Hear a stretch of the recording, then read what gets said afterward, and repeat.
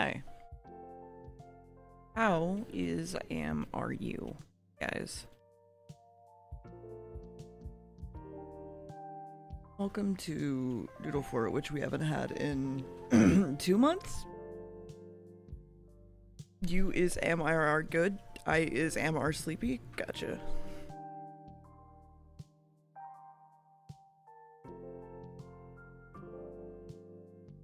It is better to... Yes, Crusted, it's fine for you to be here. You don't have to submit every single time if you can't. You can be here to... You don't need to submit something to be in Doodle Fort and sit through it and learn, like, parts of it.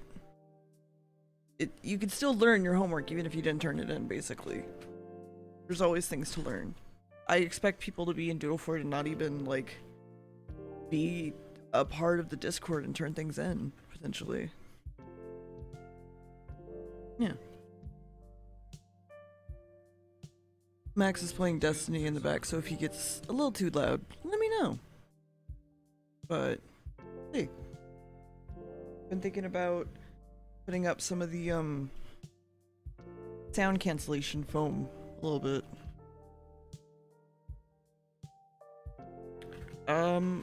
Let me check when we load up the saves and stuff, and we'll see if we have it or not, because I just, you know, saved whatever, and we'll get to that. How was y'all's week? It is a Saturday.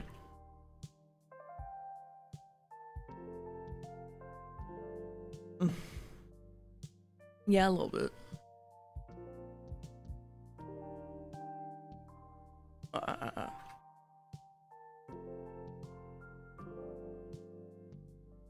Sorry, Jackie. Yeah. Hey, Mini Architect, what's up? I'm glad to have you. This one's a little bit interesting. It does encompass a few things, by the way.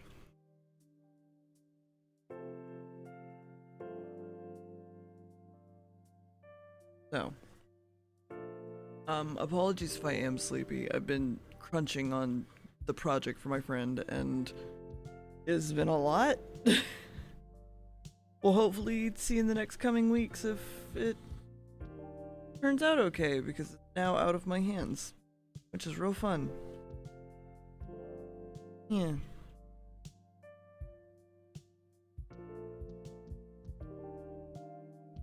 Oh my god, I think I'm going over to my mom's on Max's side for Thanksgiving, because they both quarantine constantly. Like, they both work from home, and one works in... Yeah, it's an educational stream. Haha. I'll explain in a second. Yeah, we need to shut down. Fuck. Haven't. They quarantine all the time, so we'll be going over there for Thanksgiving, and it's gonna be interesting. Originally, Max's brother was going to bring his roommate, and we were kind of like, maybe don't do that, but he isn't coming anymore, so, you know. Okay, so, Doodle Fort. What is Doodle Fort? Because a few people are asking. Doodle Fort is me art tutoring, literally. This is me being an art tutor for anyone that wants it. Fort is a free thing to join every month or every 2 months. You have a prompt that y'all draw for, you tag it, you follow the rules in Doodle Fort with, and I look at it when we have the Doodle Fort stream day, which is today. So today we're doing, well, I said animal studies, but it's kind of more specific than that, but that's kind of like what I would like to focus. Right, okay. I mean, yeah, that's the point. I always usually tell people, like, when I was a little baby artist, I didn't have someone to help me out and figure out, like, what I wanted to do or, like, how I wanted to do. No, I have those bitter. um like how to draw things, and I'd never had anyone to really help, that sort of thing. So I kind of wanted to provide that for people because a lot of people just don't have that sort of opportunity to have help and know how and where to learn. When you're trying to teach yourself, like, let me turn this down a little bit. When you're trying to teach yourself, like, might not know where to start, and that can really hurt an artist in the long run and make things a lot slower. So, that's why I'm here. So, this one was a two-parter. We were trying to get y'all to do some animal studies, and then once you did your animal studies, to try to figure out how to combine the animals together in a natural looking and working sort of way. I didn't want you to just like cut off an elephant's head and put it on a mouse and be like, haha, look, I did it. I wanted you to actually make the body work like it would like a proper animal. Like you could very easily be a living thing. You also were given a thing that could give you random animals that you could use, and that was kind of just about it. From there, it was 2 months. There you go. So, first question I guess we have is, how do you do a study? Because it seems like a lot of people didn't really know how to do studies.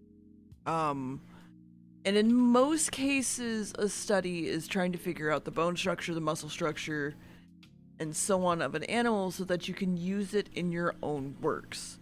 It's trying to figure out how an animal works and be able to submit these images to your mental library.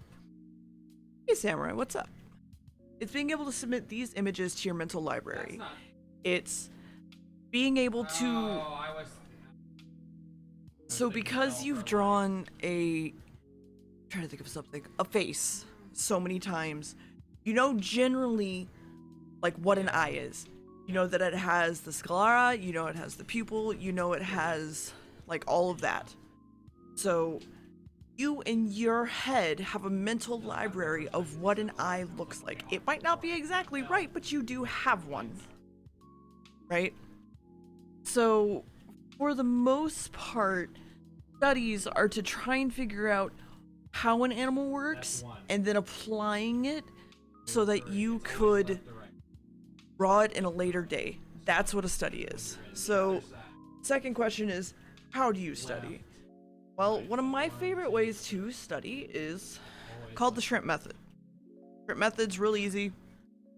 You basically draw a little tiny shrimp, just whatever you think a shrimp looks like, okay? And most people will draw like things without heads or whatever, stuff like that. Then you generally look up references of those exact things that you're drawing. You trace it and you figure out like, wow, like there's actual little parts of it that go like up and down, like on the head, and you realize like different parts of it. And then you actually trace over the photos, figure out what you're doing, and then you actually use the photo as a reference. And you go, okay, well, this is like using this photo as a reference, and you're learning from what you drew previously. Like, okay, I know that there's little bumps right here, even though I can't see them, because on the previous photo, you found out that there were little bumps on the head, basically. So you keep doing that, and then you just basically start drawing on your own, and you should be able to take what you figured out from the first instance into the instance that you're drawing by hand. So that's one of my favorite ways to study, is just trace the thing multiple times until it's in your head, like I said, in your mental library, and then you should be able to draw it eventually on your own really well.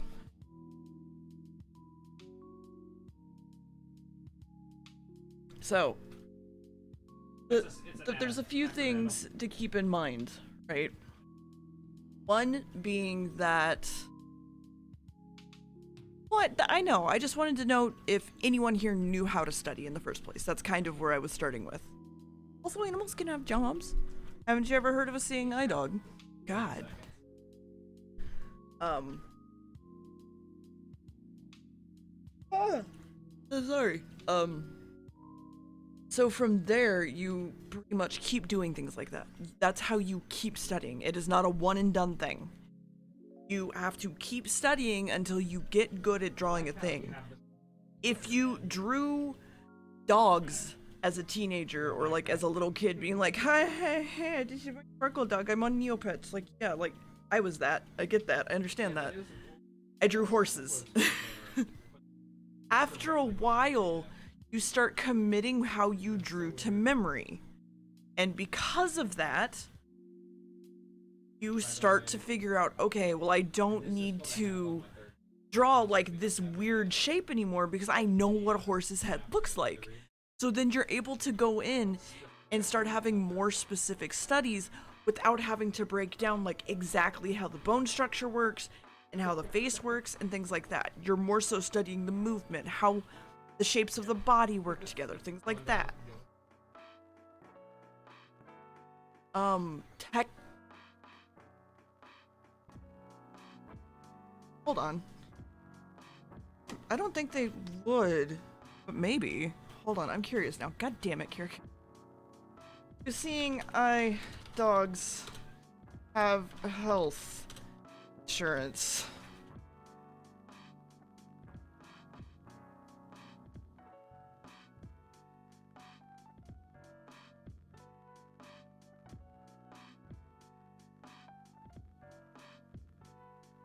I have no idea.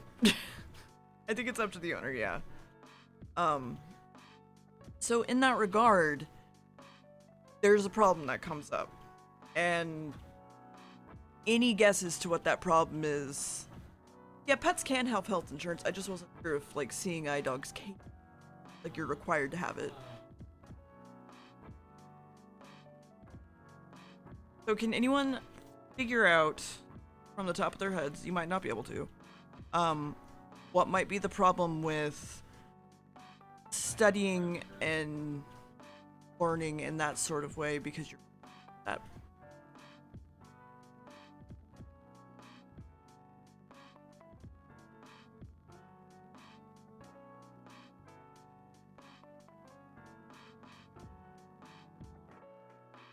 Star, you're absolutely right, actually. Might learn something wrong. You might have not used references as it's because my hold on. It's because my noise gate's really low because Max is pretty loud, so I was trying to cut him out, but yeah. So you might learn something wrong. And I say that because a lot of people are like, I don't want to use references. References are cheating. They're not cheating. Straight up, for one, get out of my fucking chat if you think references are cheating, or just learn different. Get the fuck out of here. References are not cheating. Every fucking person uses references, and if you don't use references, you are literally just making it harder for yourself. Yeah. It's a lot of the reason that you do studies and then move it to cartoon is because you need to learn how the thing works before you can break it. You learn how it works before you break the rules, basically. And I think I've said that multiple times on Doodle Fort, and that's just how it is, really. Let's not open my not safe for work folder on stream. That'd be cool. Okay. So, let's say you start learning anime to learn how to draw faces, right? For example. Why would that be bad in comparison?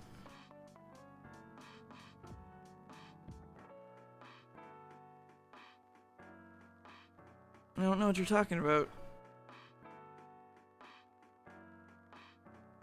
Because anime faces are inaccurate, yes. So, comparatively, if, for example, I think the best facial structure is wonky. Yeah, I love that it caught that. Hey, Niv. The best way to explain it is usually that shitty repost of like what anime mouths look like on real people. Like the side mouth is usually a big one. if you're sitting there and going like, oh, I know how to draw faces, and then you sit there and like try to draw realism, you're gonna get fucked over because you're gonna draw your eyes a little bit too far apart, you're gonna draw them too big, you're gonna draw your mouth too small, more than likely. Just little things like that. Whereas if you like tried tracing over a face, you would get like photos of faces basically, or models of faces. You're going to get a better image of what that looks like, and then you can use that to move into making a more style-centric drawing later. You need to figure out the rules before you break them. Listen, I feel called out too, don't worry. That's actually a decent example, even though that's not really how that works. Anyway, so I didn't get everything from everybody, and that's okay. So we're gonna basically be talking about a few things. One, I want to know if the person's studies, if they did studies, got what they wanted across. Like, is it obvious to me you should study real? I don't think you should draw real, you should study real. Because there's a difference between drawing and studying. If you're studying, you're just like pumping out things that are pretty much there to make you learn. They're there to sit in your visual library and make sure that you know the anatomy and proportions of a face.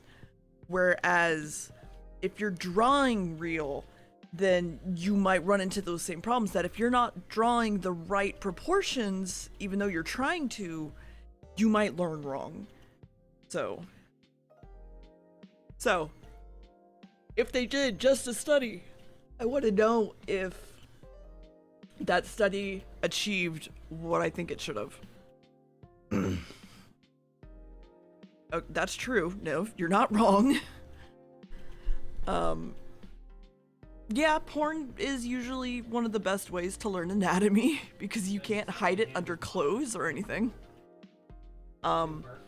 If they gave me the finished piece, I want to see if it works as a realistic animal. If that animal could not be alive in real life, I don't think it passes. Not that we have a pass-fail system here, but you get what I'm saying. So, some of these have, like, Bitter has 2 and Starry has 3 in here. Some of these have multiple pieces that I'll pull up together. So the question is who wants to go first? A fish with legs could live if you included more than just legs. Shoot you? Done. Alright, hey Bitter, what's up? So, Bitter did both, actually, which was real nice.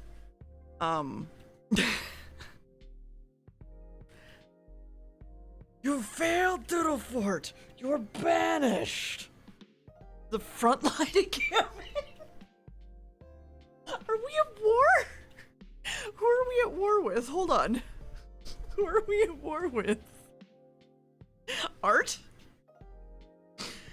Oh my god, I just imagined people like launching pencils and pins at each other's like fucking ballistic rockets. Holy shit.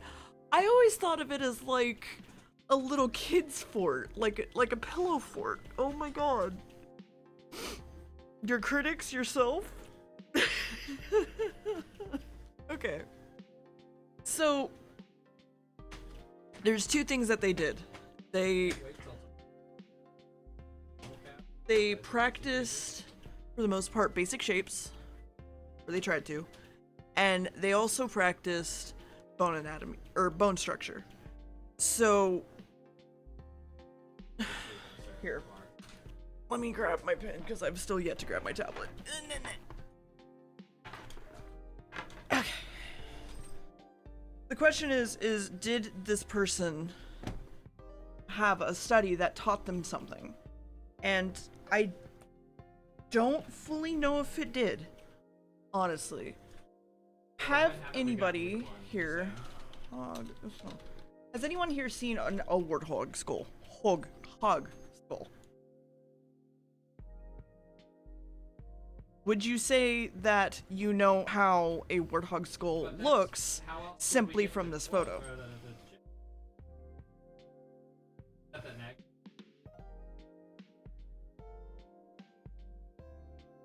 Kind of. Kind of's a good way to put it. So, there's a few things. Warthogs have 1 to 2 pair of tusks. Okay? And both come out of different places. And I feel like it would have been kind of helpful to figure out that in a study. So, in that regard, a front-facing study from this point of view doesn't super help. Whereas, let's say if you had like something like this just off to the side, just showing like that you had like the multiple jaws and the teeth, it would probably help. I'd also like to mention, can you see how ridiculous, hold on, let me okay, nope, not wanting to be helpful. Can you see how ridiculous this head shape is? There's this huge triangle shape that just absolutely gets lost in both the shape study and the skull study. It sort of seems more like even this needs to be like up here almost. Because from what it looks like, it seems like this isn't long enough to be represented here. The skull is like a ramp, yeah. So you still have that sort of feeling in the shape study because it would have been fairly interesting to... Here, let's do a quick shape study. Let's move this over here because I generally have not safe search on.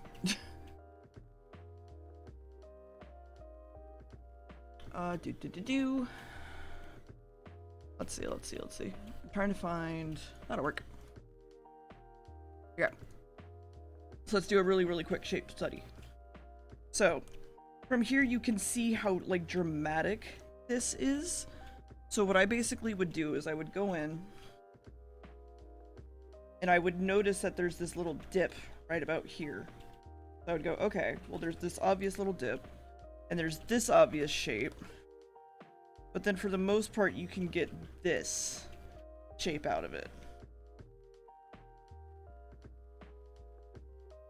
As well as tusks. So now you have this entire shape. I drew that on the wrong fucking layer. Hold on.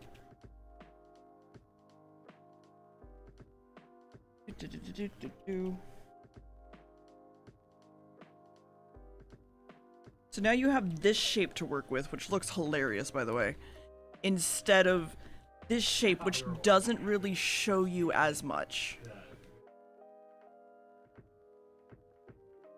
Okay, so then now you're gonna also kind of notice that they have this very tube-like body. So this is very much so their body shape. But you might want to break that down into two things. So how do you do that? Well, for the most part, you could also break down what their legs are.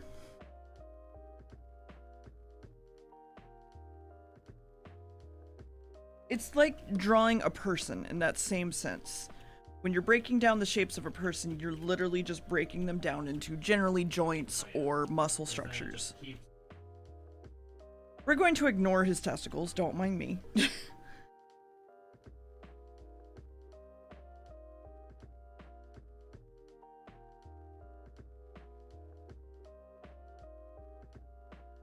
So, we now have this sort of tube shape. We have more than likely where the rib cage is. So, we'll just go ahead and put that there's a line here because about halfway, if not a little bit higher, is where animals' rib cages usually start. It's usually like this. But because there's this skin shape, we're just going to keep the tube. And then you have a more general warthog sort of shape.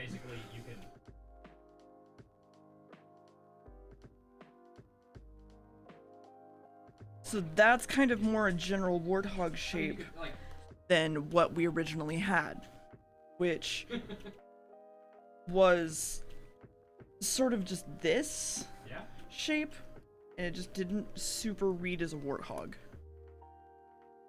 So going into that, I would prefer to see something that shows off more of this, more of the shape that it has. Whereas I think this is fine, I just don't think the head is. That's it. Well, I could show you a warthog skeleton.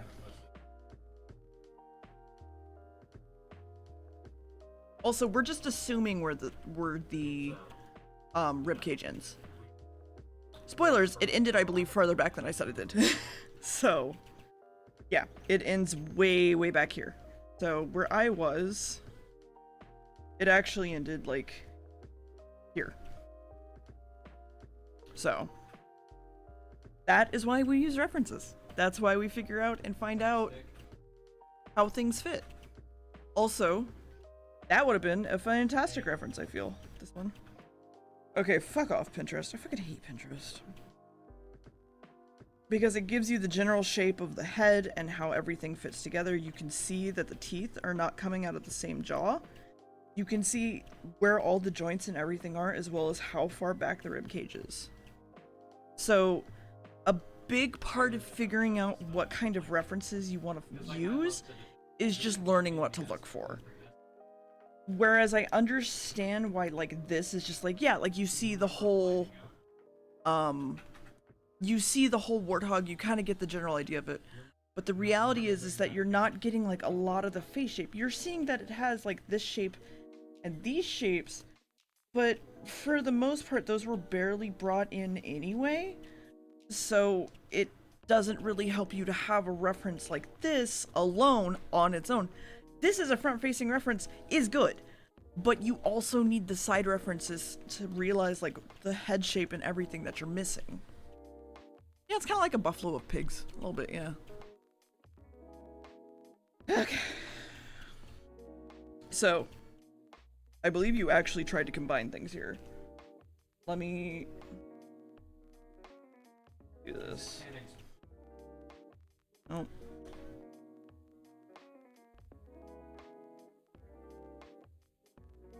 So, my biggest thing with combining animals is, does the animal work naturally in its environment? And if this was a scorpion, I'd say yes. Yeah, it has a crab claw tail. Or if you had used a chameleon, I would maybe say yes. Because there are multiple lizards that use their tails to grab onto things, but I don't believe a newt is one of them. And so the muscle structure isn't there for a newt to be able to grab onto something with its tail, if that makes sense. But it is still a good idea. I like the concept, but I think you could have just pushed it a little bit farther and just, like, let's say we make this into, like, a chameleon, okay? Just hang out with me for 2 seconds.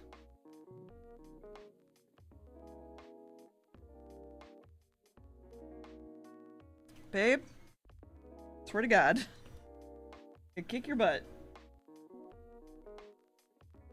So, like, if we just literally made 2 small differences, it could just be considered a chameleon, and it could work potentially with the crab tail in my head.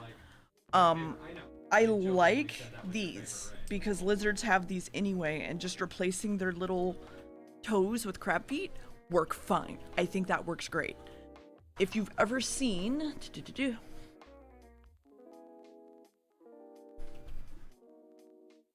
lizard feet, Evie, you need to stop today. Love you, stop. If you've ever seen lizard feet, they kind of look like pointy little crab feet. Like, honestly, not all of them, but like most of them. Thank you, baby girl. So I think the swapping out of having little crab toes works fine. I like the idea that, like, their legs are now pretty segmented, unless that was just how you wound up drawing it, but I like the idea that they're segmented because it still keeps this whole thing from their legs, even though they could be fairly lizard skin like for the most part, and I think that works. So what do you think a crab's mouth is my second question.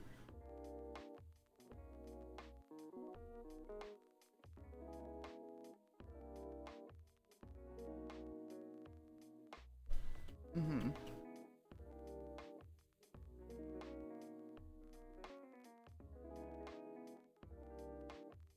There's like those little things I don't know how to describe them. They are hands. They are little tiny hands. They're little tiny hands that bring food into the mouth. A lot like spiders. Yeah. Not all of them, but a lot of them have like little tiny hands. Like those little things, little tiny hands. Hey Cave, what's up? Evie? I love you too, but I gotta work today. I know. It's okay. If you just lay there, I'm okay with that. Mm-hmm. You wanna watch a crab eat?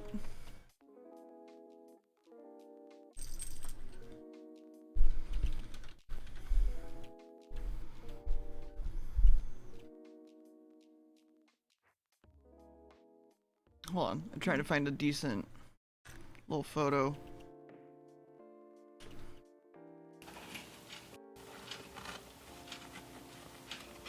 You can literally see the little hands moving.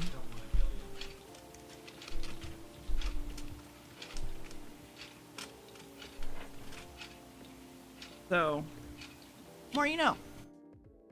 So in most cases when you see photos of crabs, they'll have their mouth, their hands, those little hands over their mouth, closed, because they're not eating at that point in time. Yeah, he scratched his eyes. So just going from this photo and thinking that they have little teeth that look like that would be about wrong. So what if instead, yeah, they're basically water spiders. What if instead, okay, we did, nope. What? Something like, yes, hi Evie. That. For our little lizard boy. Something kind of like a praying mantis, actually. A little bit like that. And then the reality of what that would be something like...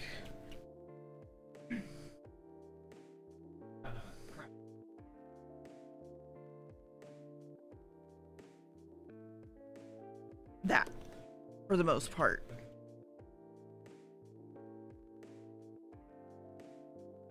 Horrifying, but a little bit more clear as to what it is. So...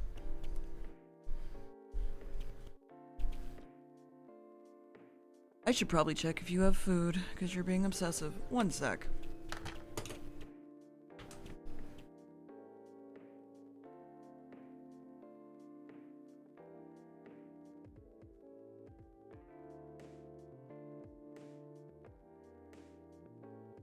You have food, Brad. Yeah, crabs are nightmares. I mean, so are shrimp, so are most seafood, but most people just don't think about it.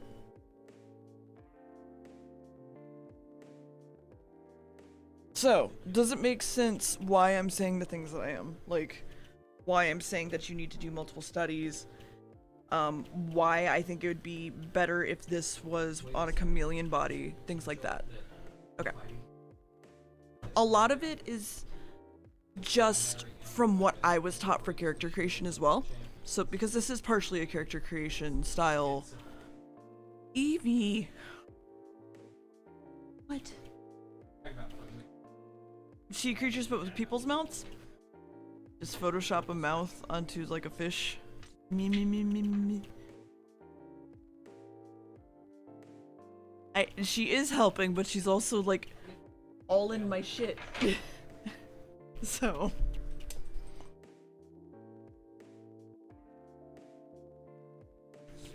Yes, it's a cat tax. No, that's worried. No worries. I kind of expected you guys to. I thought you guys might Google other images, but yes? I thought you guys might Google other images, but for the most part, like, it's fine. I get it. You can't lay on my tablet.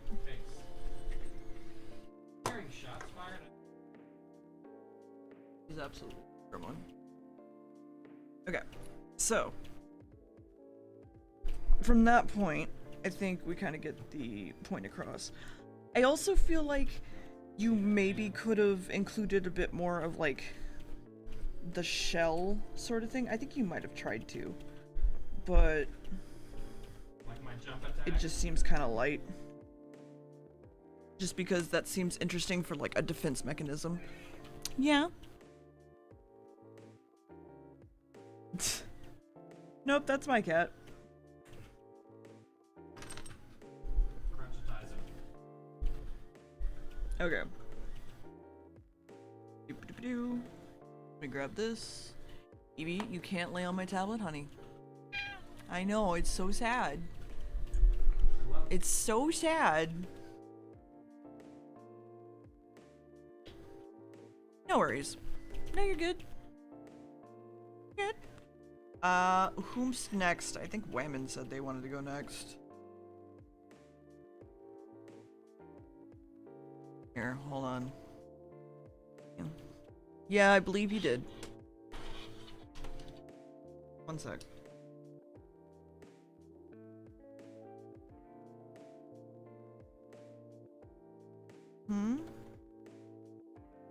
You know, if you just stay there, I'm fine with that.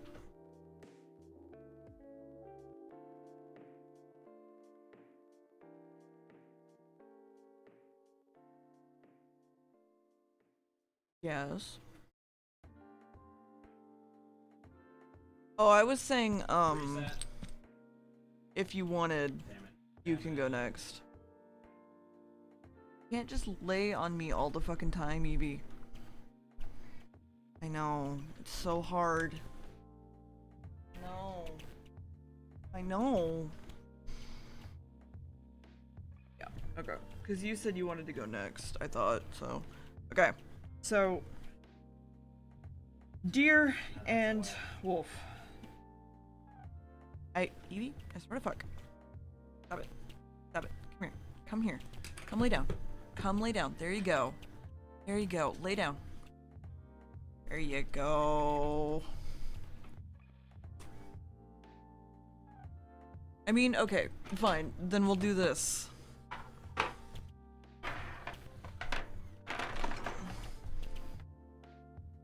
There, you can lay on me. Happy? And now she doesn't care. Okay, so. Why? I was gonna. Fuck, what was it? Why do canine teeth not lay against each other? They're more so like this versus herbivore teeth that are this.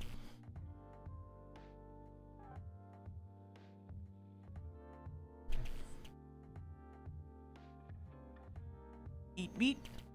I mean, that's, yeah, eat meat. Awesome. Crunch. I might get a whole. So, when you're eating meat or prey items, you need to rip them apart. So, most cases, canine teeth tend to be very scissor shaped. Yeah, and herbivores are for grinding plants. So, I guess my question is it supposed to be a herbivore or a carnivore?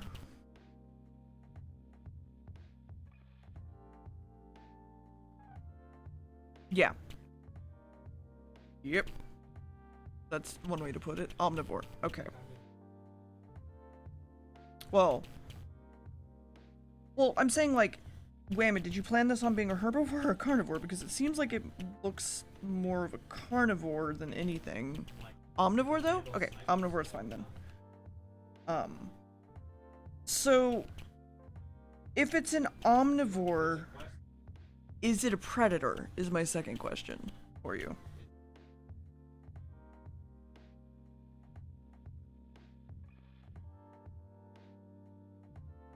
Oh my god, Kirka. I mean, maybe with the fucking subathon or something, we'll fuck. It's yeah. I was gonna say maybe it could be like a scavenger, because if it's a scavenger, there would be a few changes that I would make to it.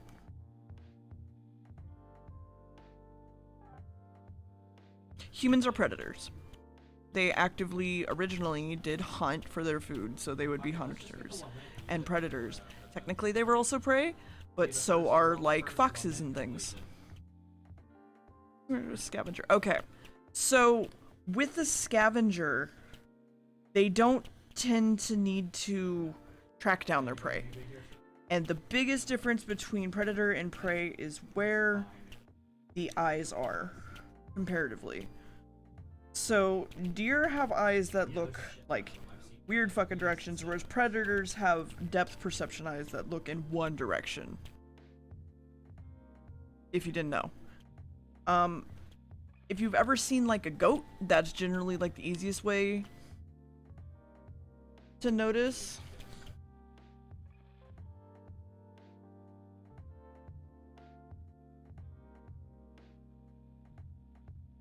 That they're basically looking like in different directions. It's not completely like 90 degrees, but they aren't exactly looking straight forward.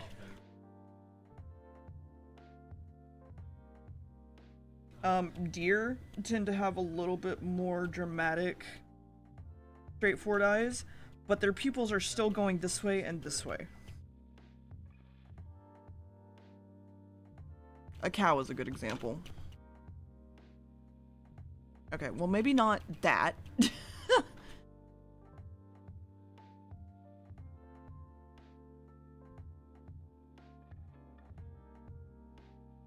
So, a cow's eyes are literally looking this way, and it's pretty dramatic for the most part. You can see the whites in their eyes, like, right in front of you, for one. It's for, like, having a very, very large field of vision. Yeah. So, as a scavenger, I would actually say that I don't know if having both eyes forward super helps. I think it would be fine to... Here.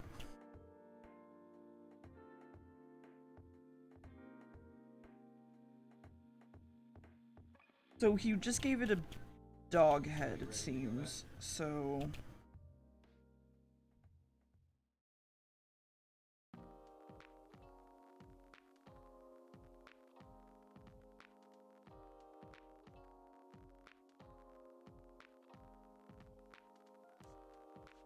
Whereas having, like, that sort of sideways sort of viewing would not be terrible. Vultures, they have, well, they have bird eyes, but I don't believe they have straightforward eyes. At least not perfectly straightforward, and it kind of depends on the vulture too.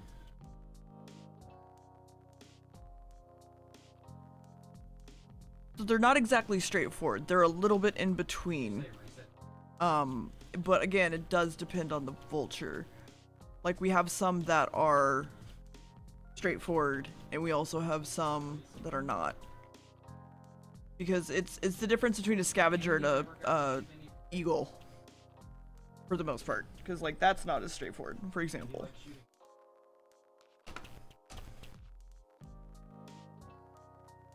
So I don't know.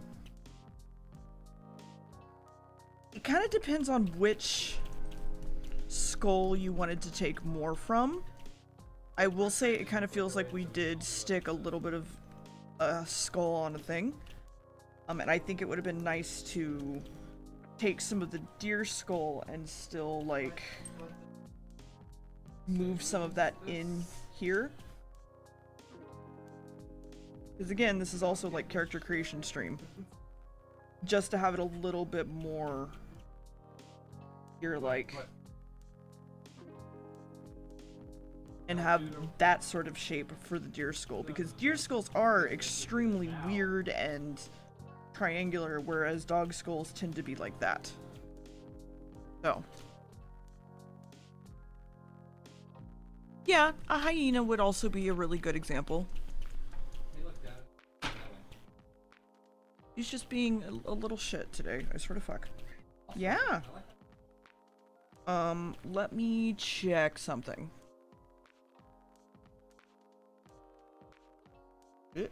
Evie? Evie, stop.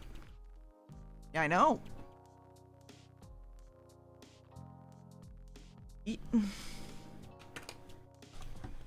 Stop. Hey, Krostic, what's up? Thanks for Yeah. the subs you can the other day. I'm happy to do so. So I guess my other thing is Why not? antlers don't. Yeah. Antlers don't just sit in the. That is my mic, don't do that. That is claws in my mic, don't do that. Don't do You know what's that. the play bin? Um, Fucking this grenade launcher.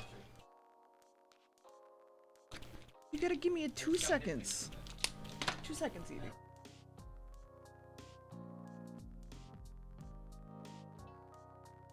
So, antlers don't come directly out of the skull. Generally, there is a small mound on the skull itself that produces the antlers instead of them just attaching to the skull. Let me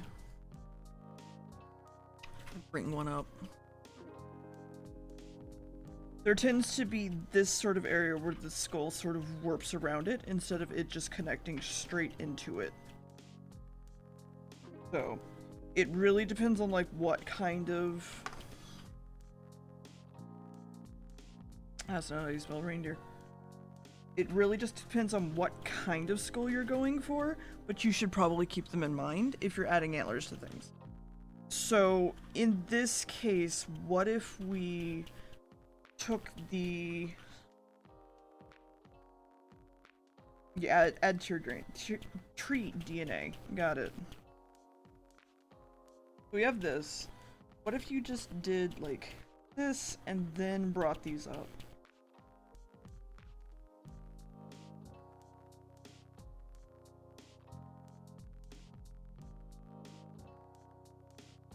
Just so that you had more of that obvious sort of shape of antlers and then the ears.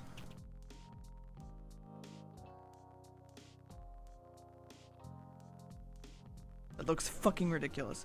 Kind of. It's sort of doing chimeras.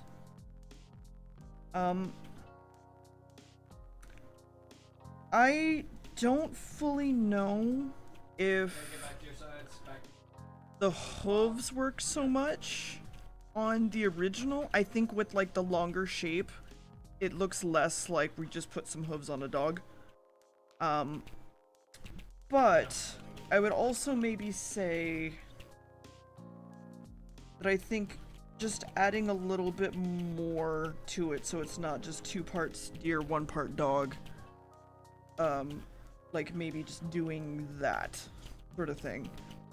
And then you could also keep like the leaner body structure of a wolf and so on and so forth. It's just kind of sort of learning what to add and where. If you have like just a cat, let's say, right, and then you just add like lizard eyes to it, like it's going to be kind of obvious that you just drew some lizard eyes onto it instead of it being a cat lizard.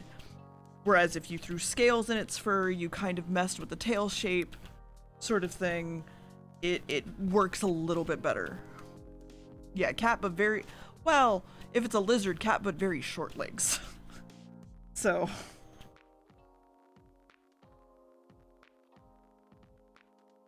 yeah, but I am a cat. Yeah. Shorter. hmm I think just like small changes probably would make it better.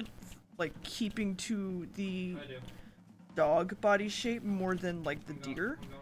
I think the deer legs work fine because that gives it a good amount of speed. Herbivore animals are made for endurance. Killed it. Carnivore animals and predator animals are made for quick bursts of speed, basically, so that they can catch said slightly slower animals. I swear to God, hey Winston. So in that regard, the question is more so, I guess, which parts to do when, and that's not something I can answer you, sadly. Also, I just realized that was Prime for 2 months. Fantastic, thank you.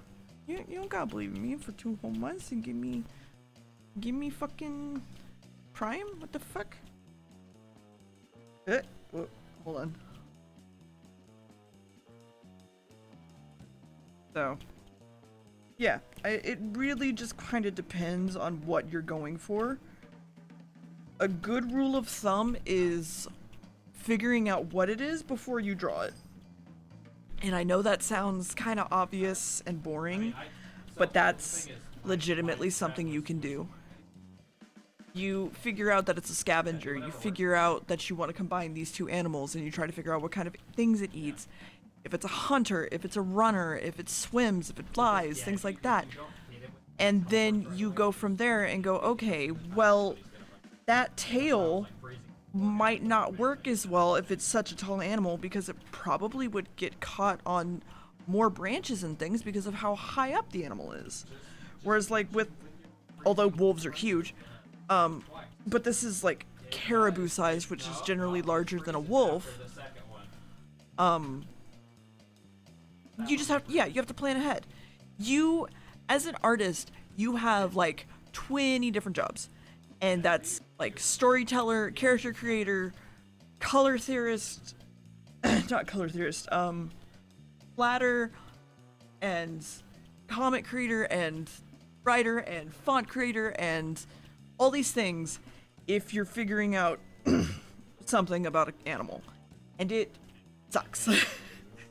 It is so hard. I will admit to you, it is so fucking hard.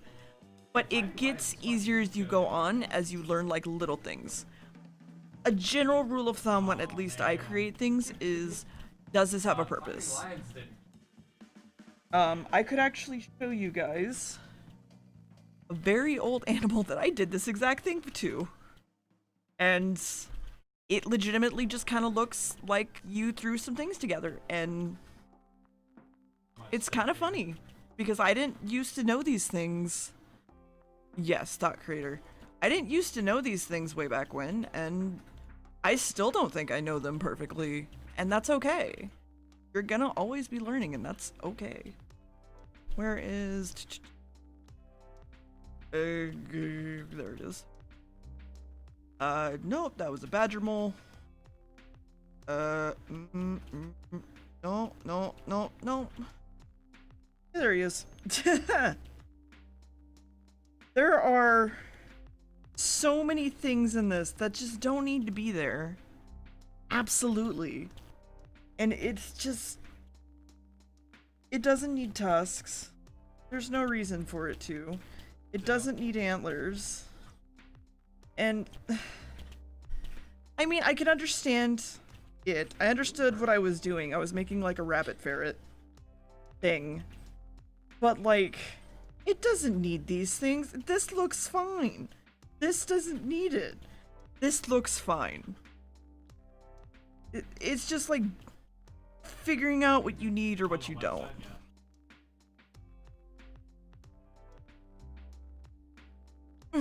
So I would agree, but there's also situations where, oh, it was huge.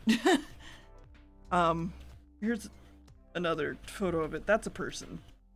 It's like a rabbit weasel thing. That's also when I was first trying to design it too. Yeah. He was not great. Jesus, old deer's art. Ah! Just get rid of these. Just get rid of them. Get rid of them. Just get rid of them. And that's fine. Fuck. Anyway. That was an apple for scale, technically. Words hard. Brain dumb. Most things are supposed to be for purpose.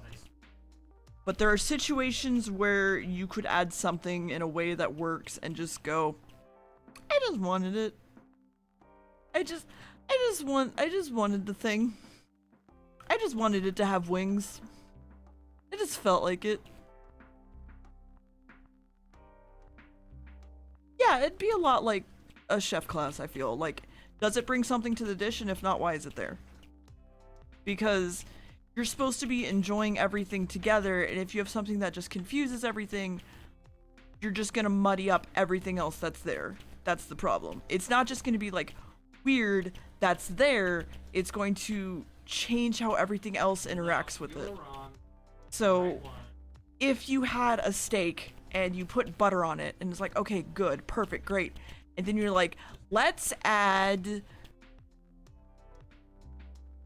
I don't know, I'm trying to think of something off the top of my head, a hot dog.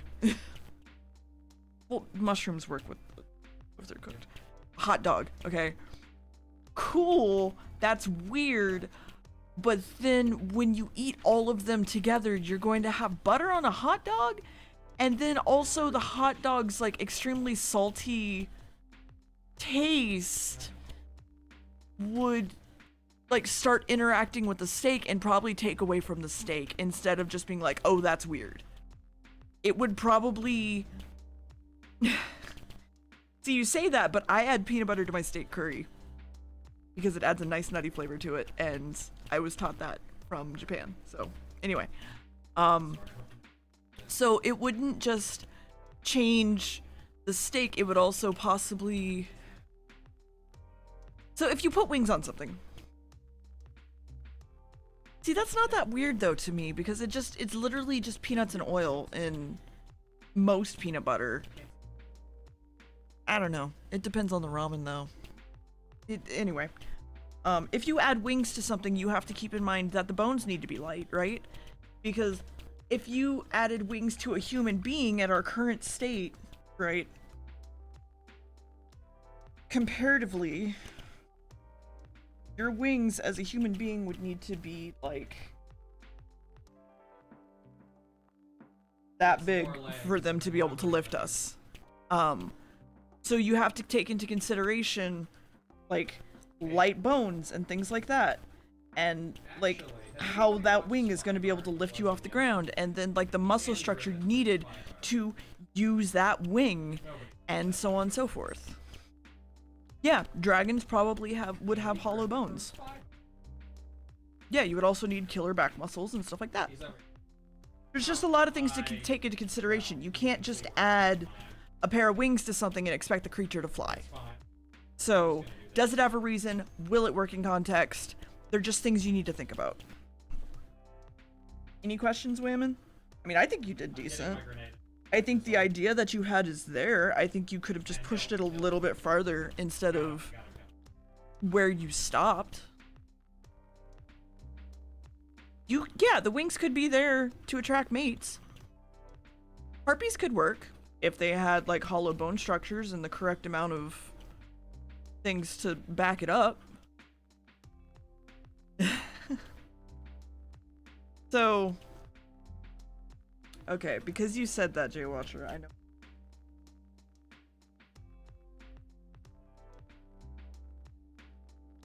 So, I have a question for you. Why is it... Well, here, I'm trying to figure out how to say this.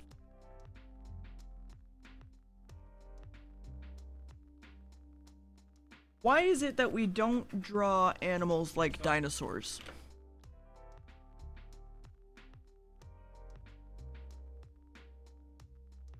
Like, that would be a hippo, for example. If you just put skin on top of a skeleton, which is what a lot of people seem to fucking do for fucking dinosaurs, and it's real annoying, actually. Yeah, when you kind of realize that's what people do, it's kind of bizarre, actually.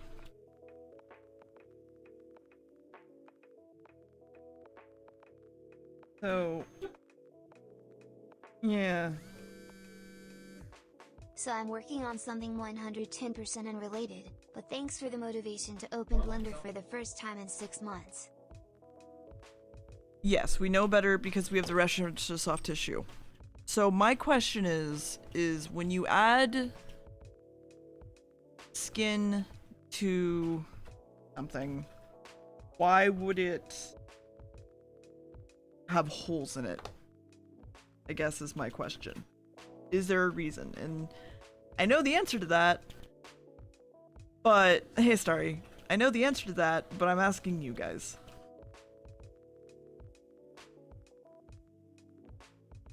Mm-hmm.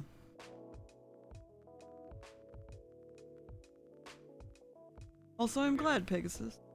I hope you get more motivation. That's fine. I understand doing it in 10 minutes. It feels a little bit obvious that it was done in 10 minutes. So I'm gonna just pick it apart like it wasn't a little bit. Why don't we just draw skin on top of animals like it's just touching their bones?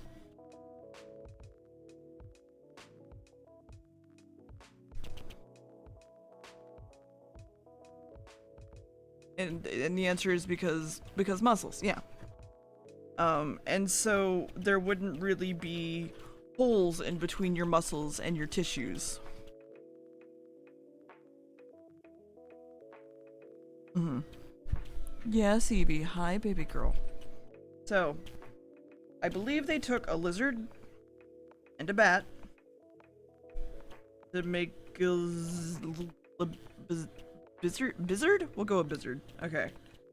So, from what we've learned so far, sorry, what would you potentially be changing about what you studied is, I guess, my question. It's pop quiz time. What would you change about what you studied? Aha. Didn't expect a pop quiz now, did you? I'm kidding, it's not a pop quiz. Holy shit.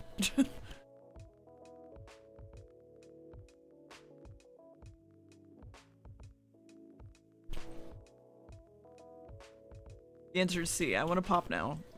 Maybe more angles. Yeah, I would agree, more angles. I would also say maybe consider tracing not just a lizard skeleton. I would also trace their entire body structures, muscle structures, things like that. Like, go in and find like how a lizard face works and is a whole piece instead of just the skeleton as well. Evie, you literally just moved my monitor so much that the camera knocked over.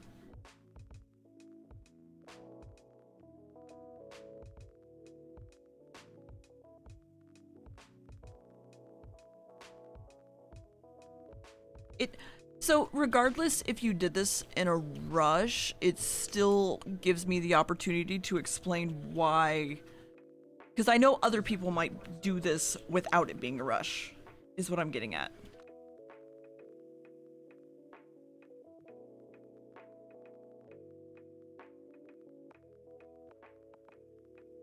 Evie, just lay down. Just lay down and stay here, okay?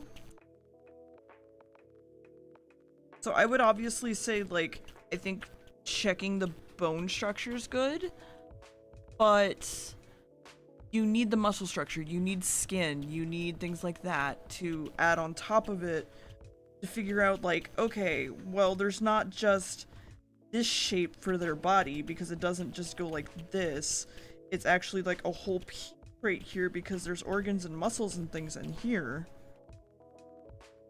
Are you meaning to tell me animals have skin and bones?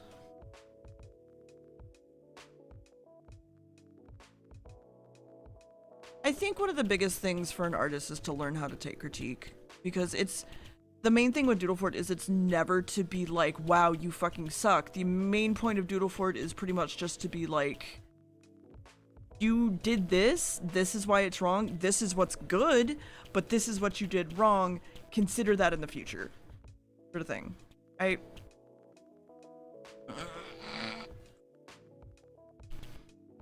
suppose that maybe I'm a very talented art teacher and a fantastic person overall, and thank you, Henry.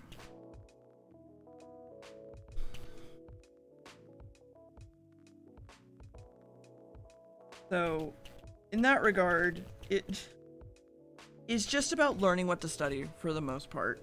And then you kind of had that same sort of issue with this, whereas you wound up with like these holes in the skeleton, so to speak, that you're drawing, which, fine, but then those translated over into this. And if this was the skeleton, that's fine, but it feels more like a muscle group structure, and kind of feels like it lost that entire feeling when we went here, right? So the question is, I guess, is how do you want to do a study in an extremely quick way, right? I think you did okay for the short amount of time you had, but let's see how we could do a study in an extremely quick way.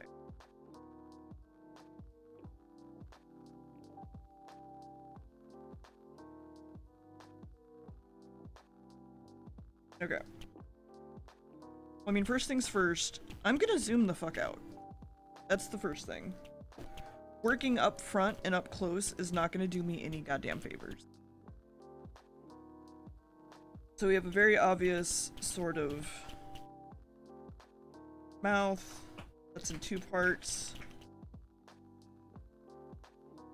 We're gonna bring out that line of action just for like what we're drawing, as well as its legs.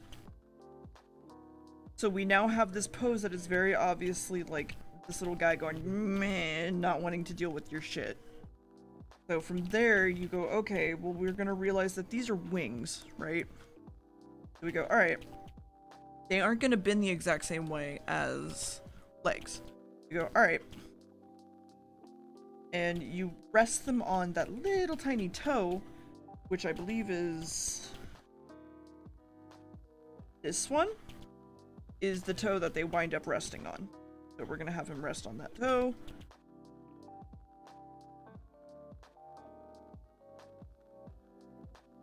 And you're pretty much just getting really, really basic shapes down, for the most part.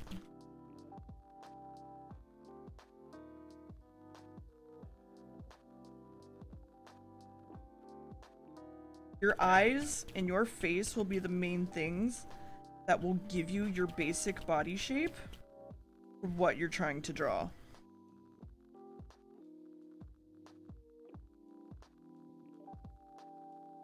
You can get very, very general ideas of like what you want to build altogether just by working very quickly and very roughly by trying to do studies. So in that same regard, back to the shrimp method, like you just trace over the picture and then you go from there and you can draw next to the picture and get a better general idea of how it's built. So let's go ahead and just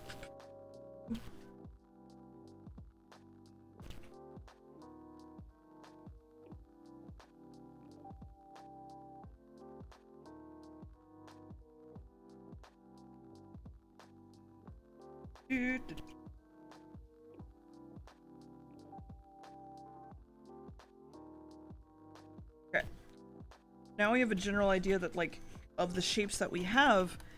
Then you go and you go, all right, well, we know it's this kind of shape into this shape.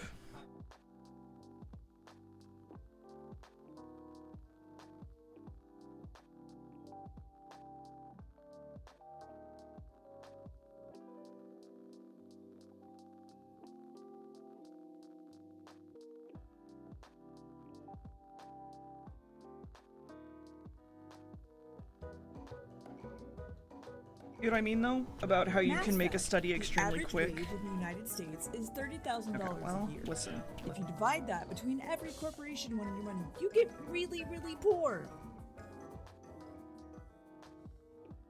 You get the general idea of like how these are kind of the same.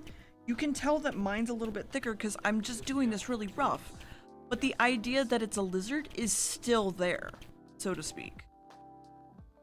You get the idea that like you're just doing very, very quick, like shrimp method. Like you're just tracing a photo and then you go over and you redraw the photo, and then if you need to, you can fix it. You can go in and you can change things about it. You can always go back and change things. It does not have to be perfect the first time. In fact, I would not advise it to be perfect the first time because that's not how you fucking learn. So, also, holy shit, Fancy. How many people have the fucking Chow Chow now at this point? Eventually someone's gonna get fucking mystified news and it's gonna be weird. So, I have one more question. Did you at all think about dragons when you made this?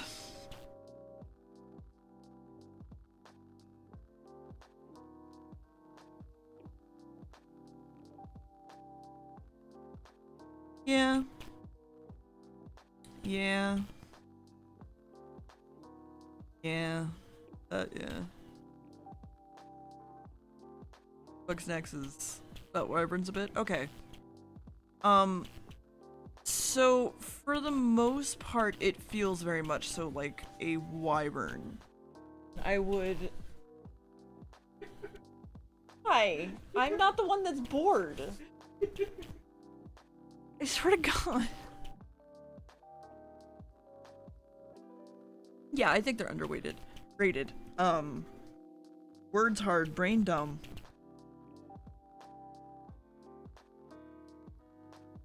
I feel like that would have been a good place to start for what you were trying to do in making, what you were trying to do, but there is an animal that already exists that pretty much I feel is kind of what you were trying to make. I'm gonna be honest. Did you know? Called a flying lizard. They exist. They absolutely exist. Their wings are not exactly on. That's not real. Their wings aren't on their arms, but they do exist.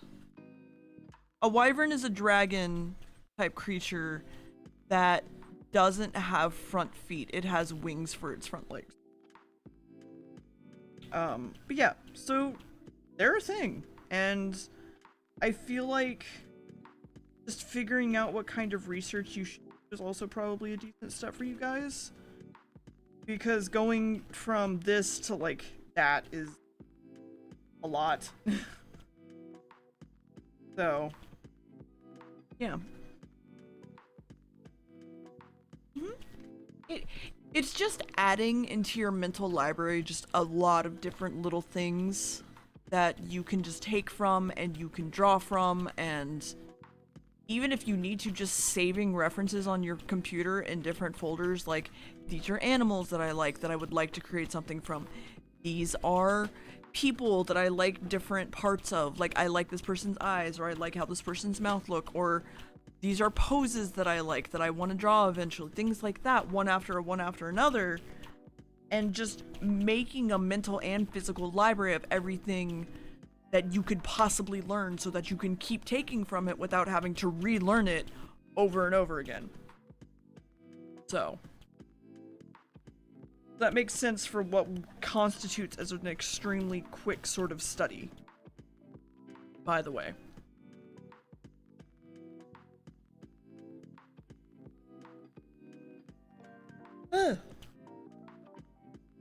Brain tired. Head empty, brain tired.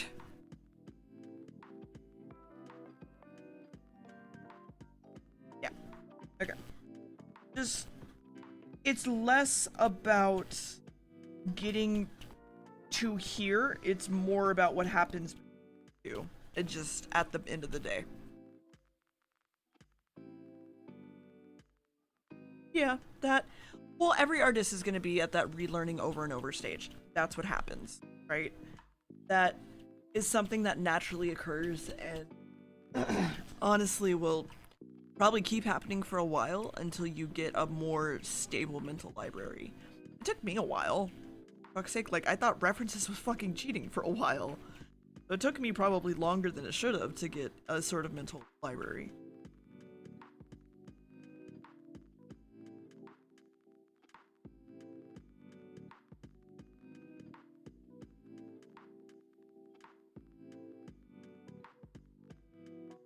Okay.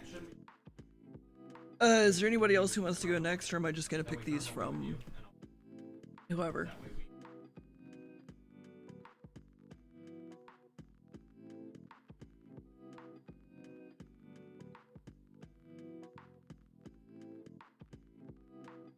Ugh.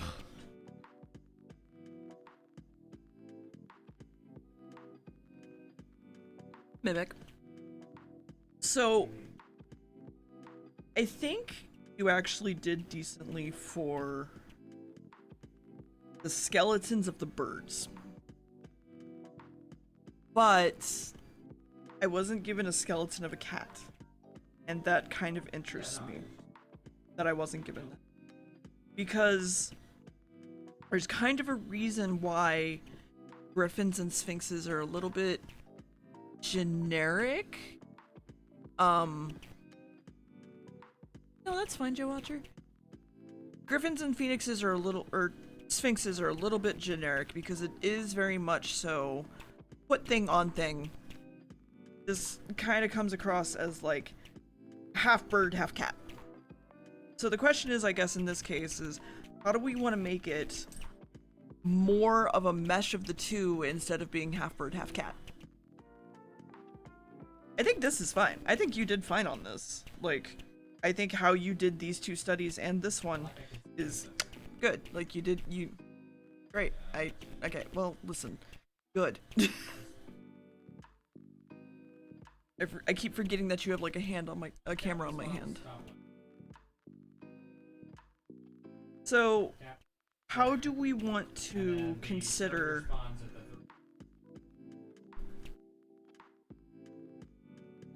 No, I said I would take it, Jay Watcher.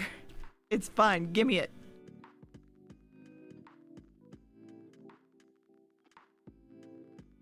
What's the first thing we need to do to try to figure out how to make a character that's somewhere between a cat and a crow?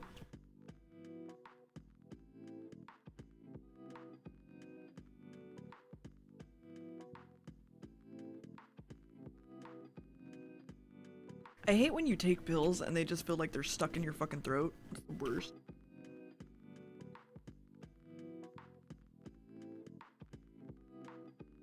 Yeah, you find out both their bone structures. You're gonna ask yourself questions about it. What does it eat? What does it do? What kind of animal is it? Herbivore, is it carnivore? Things like that.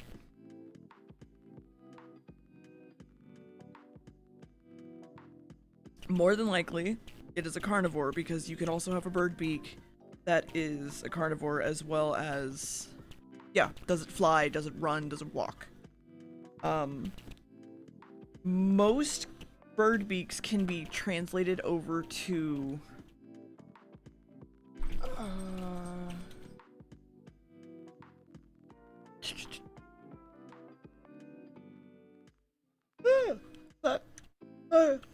sorry. Most bird beaks can be translated over into carnivoristic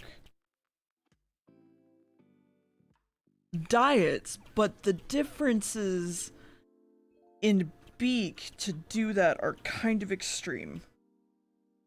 Eagles and hawks and things have extremely sharp ripping beaks, whereas ravens, not so much. They tend to eat nuts, fruits, bugs. Yeah, they're scavengers. They're not more so for like ripping and tearing, whereas, okay, cool.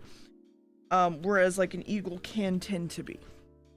So if this is a carnivore and not a scavenger, then you have to ask yourself as to why we're adding a raven beak instead of like an eagle beak.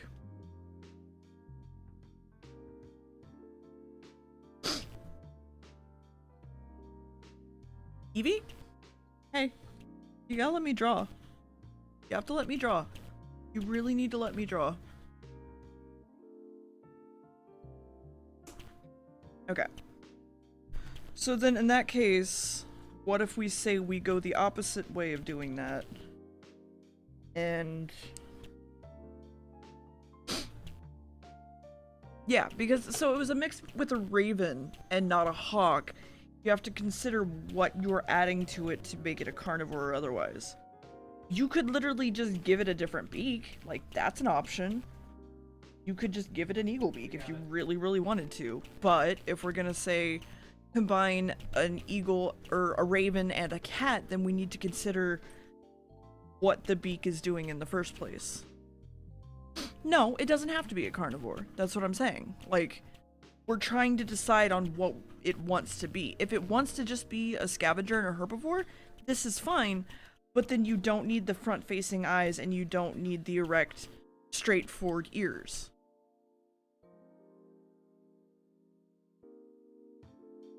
There are parts that give and take. Some things on a cat are going to be specifically because it is a predator. Front-facing ears, front-facing eyes, and like an actual respiratory system that is made for smelling more than a bird does. Whereas like the ears on a cat can rotate 120 degrees almost. I believe it's 120. Or it's somewhat over 90 somewhere. It's so that they can hear and track things. And their front-facing eyes, your front-facing eyes are so that you can keep onto a target and tell what depth is. Yeah, that's why our ears are on our side.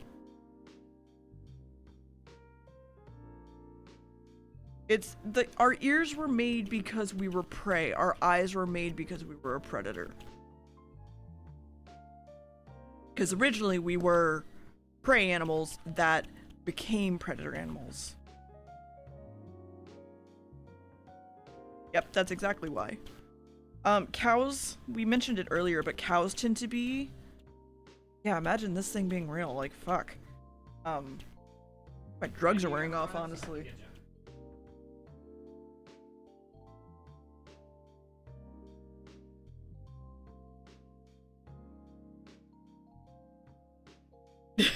Okay. So in that case, if it's a scavenger sort of thing, why do we need a few of the things that we were given?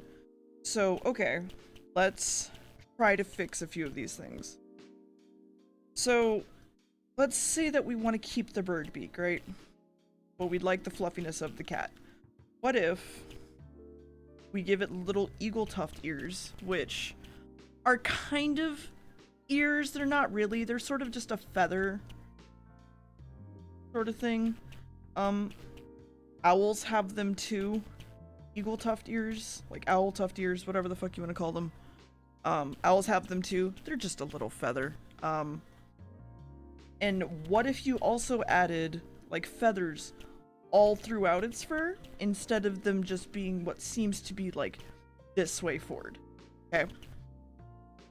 You also could add feathers in the sense of like, let's say like a peacock, okay? So what if your feathers acted as if you had a tail as well, and instead you wound up with a sort of peacock looking...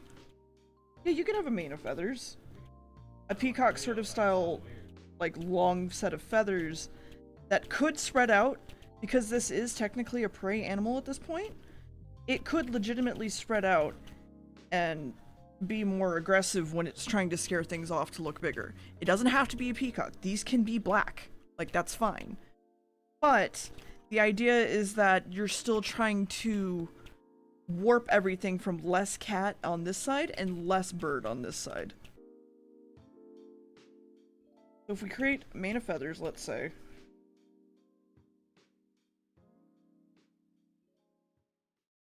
remember that there's very, very few cases where things don't continue throughout the animal.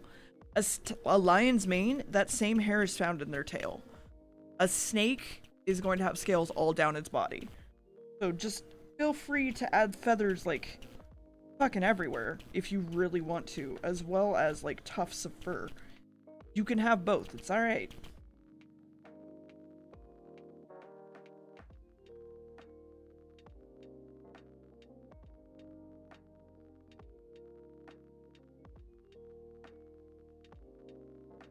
Okay, so we now have this.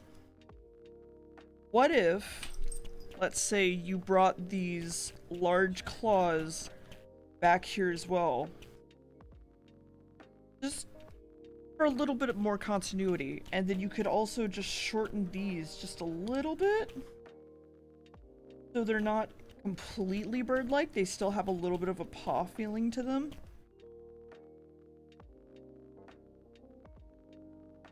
Not a lot. You don't need to do a lot.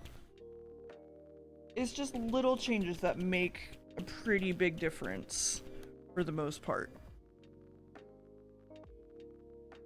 I don't think so. I mean, there's the sound on my tablet, but maybe that's just me. Yeah, you could also thicken the legs and keep the bird texture. That is something. So we could have the cat legs, but keep the sort of bird texture to it well.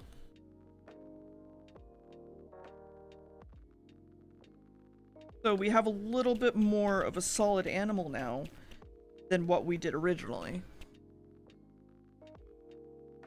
Do some here. Okay.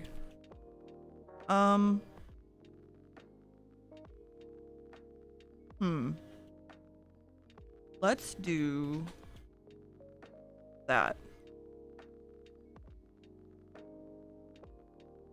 There we go.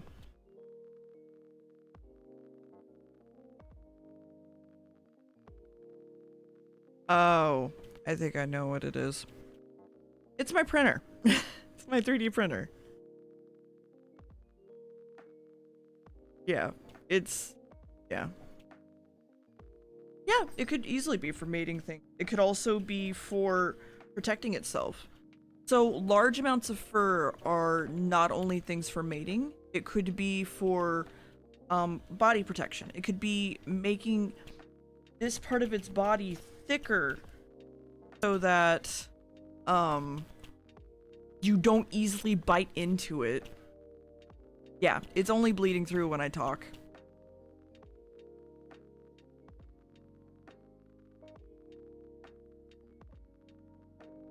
So, yeah.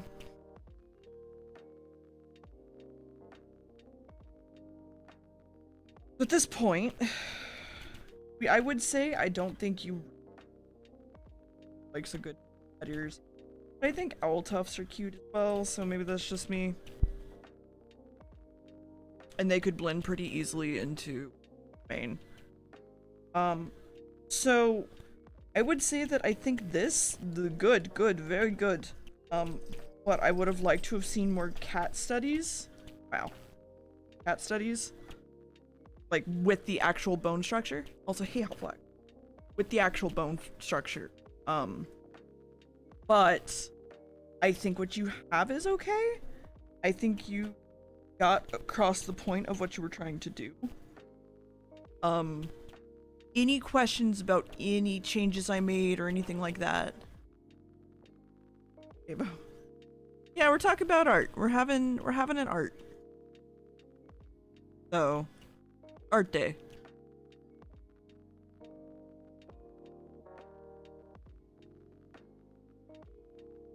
Yeah, no. It's okay. I need to try and be a little bit more clear, I think, on... Hey, Biz. I need to be a little bit more clear, I feel, on exactly what I'm giving you guys as prompts.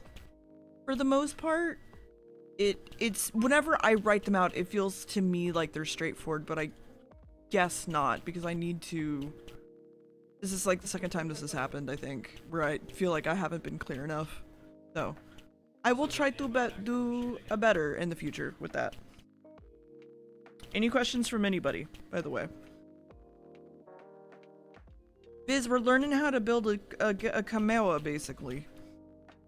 And also learning how to do animal studies. Yes? Yes. When I'm surrounded, I get free. I'm hoping things happen in the next 2 weeks. Just don't run. But we can't talk about that, it's fine. Oh, hey, Fancy. Thanks for gifting that tier 1 sub to Viz. And your 60 subs. Holy shit, that's almost 69.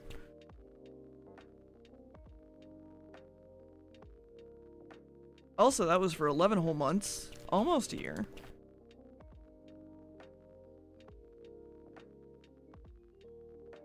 That's fair, bitter. You know who also has really good emotes, chat? Viz.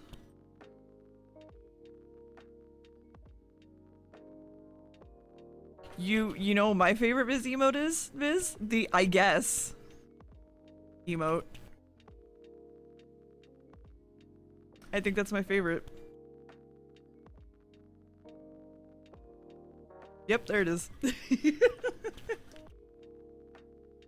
Anyway. We'll close that. Does... I know Rofidel mentioned wanting next, so... Hey! So I wasn't given any studies, but we can assume snake and peacock, for the most part. So I guess my question is... Does having multiple entities on its body that are living things make sense? As an actual animal. Is there any situation in... I mean, if this was a mythical creature, sure. Like, we can go with it. Magic exists in this world, sure, whatever. Right? I will listen to that after stream, Spooky.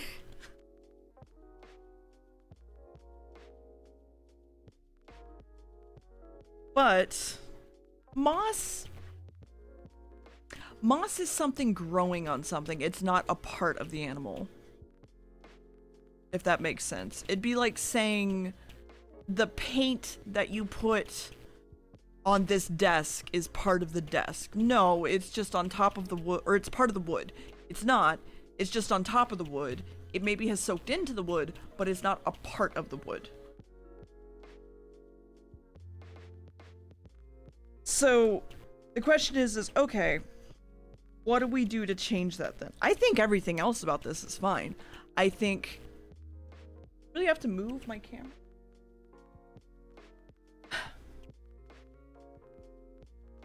I think everything else about this is fine. I think you got the general gist of, like, attaching a snake face to a peacock in a natural sort of way, because snakes and reptiles are really not that far apart. So the question is what do we do with these?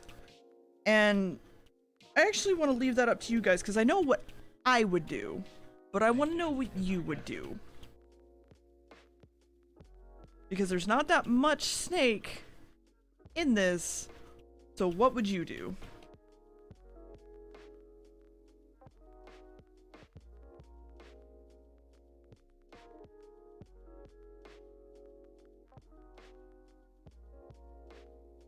A long peacock. No.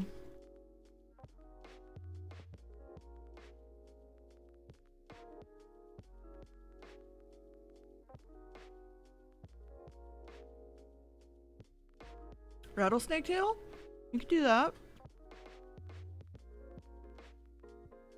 So I like the idea that there's still snakes. But in the butts? What if I said anglerfish?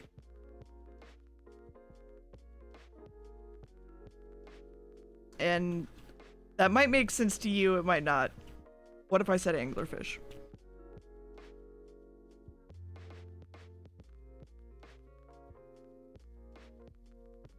The deed is done.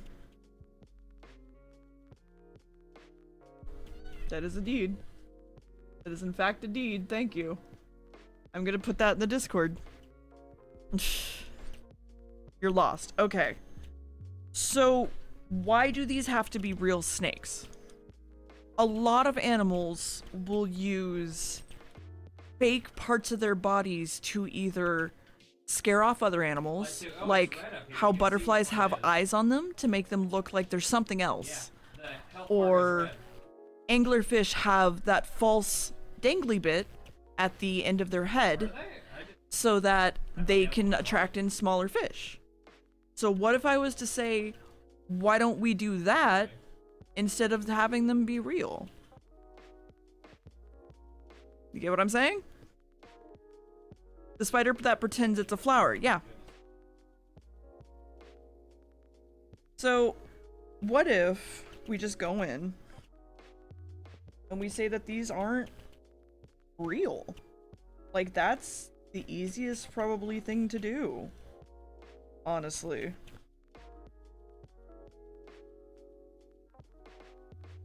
It could have long, scaly tails, like, that's fine. But what if we just said, like, these are fake? This was actually the easiest one I thought of when I first, like, looked in Doodle Fort at all the pieces.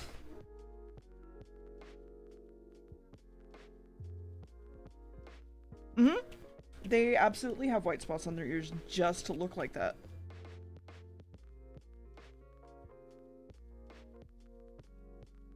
You can take any part of nature, anything that's naturally occurring, and use it for your own means. It is a-okay.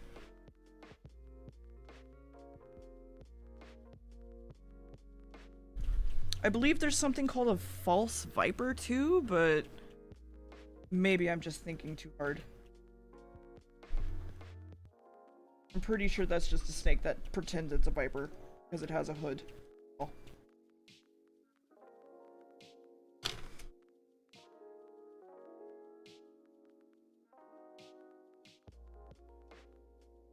It's a worm that looks like a snake, yeah.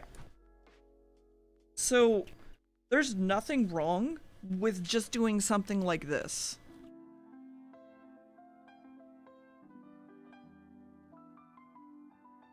That's the question. That's what you have to ask. Like, I would say that it would be for attracting prey, like smaller birds than it, because this is a fairly large animal, because it has carnivore teeth.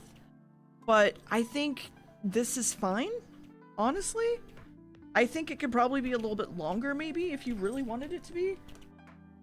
I think, like, if we did, like, this, it'd be fine. That'd probably be the only other change that I maybe think about.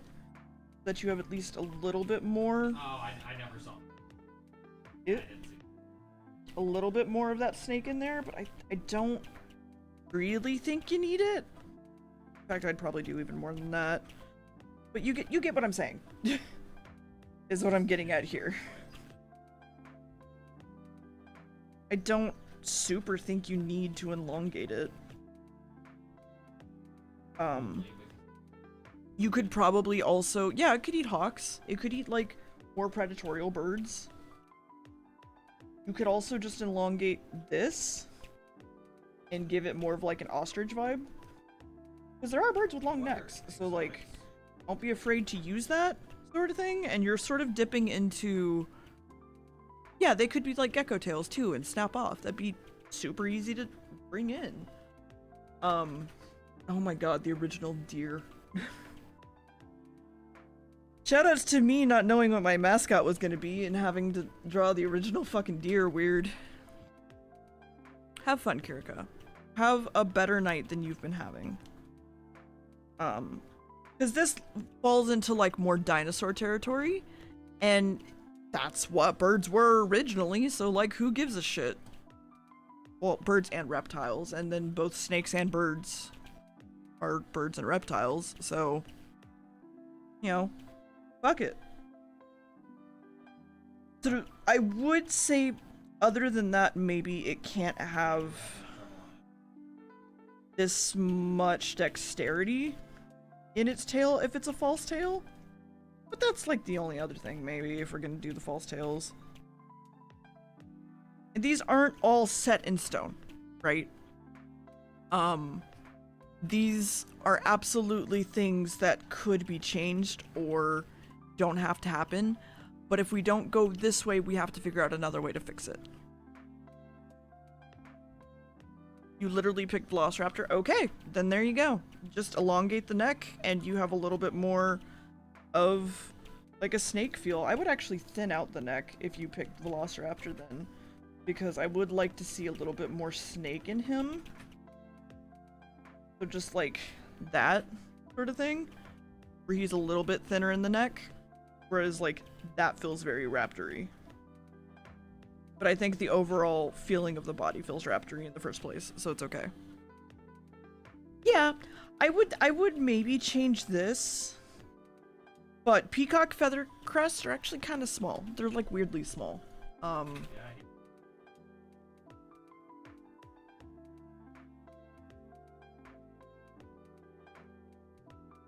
like weirdly kind of small. They're just kind of there. They're hanging out. It could be bigger, but I think it's fine where it is. Really? I mean, we could try it as well. Like, there's nothing wrong with trying it.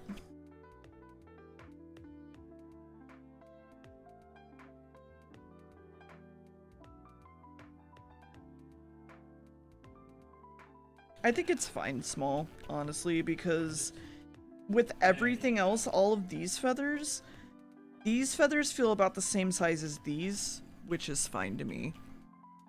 At least in my opinion. So, again, my opinion, not law. It's not the word of the day. Yep. Peacocks are fucking weird. You could have looked up. Wanted. Peacock flying. Because if you didn't know, they don't really fly, but they kind of like float from place to place. It's more common in India that they'll like do like a float thing. So.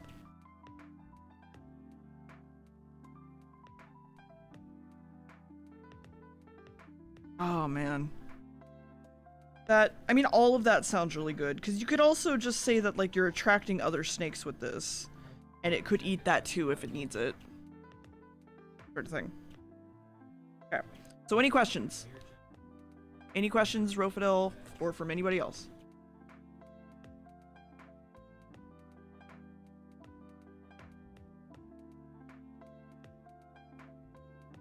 Yeah, that makes sense.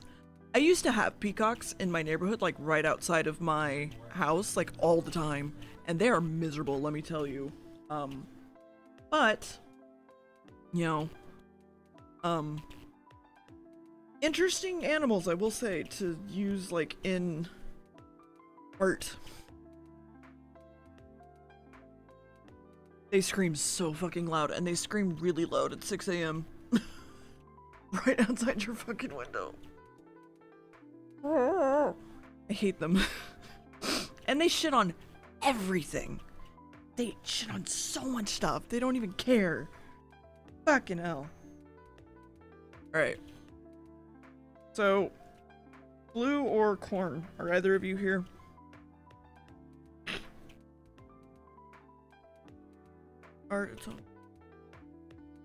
Yeah, go for it, Fancy.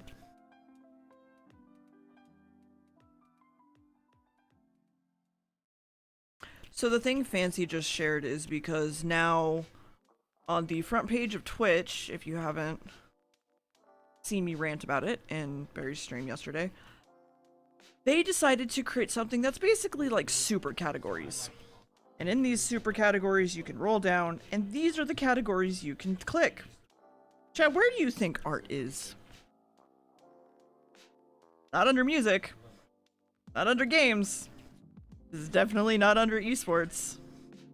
It's under IRL. And I understand why it's under IRL. I do. But it does not belong there. And Call of Duty? No. IRL? No, shut up. And the thing that Fancy just shared is a upvote on their feedback forum to either make it its own directory and put music under that. Yeah, I don't understand why it's not art and then music's inside of it. It's just an easier way. Kiss? No, TOS! I want to kiss. No. My camera's not on me. I want to kiss. I saw the camera. I see that. It's like from here down. You're fine. TOS. So yeah, my favorite comment from me saying something on Twitter the other day was like they just put the music on the front page so it's easier for DMCA's to happen.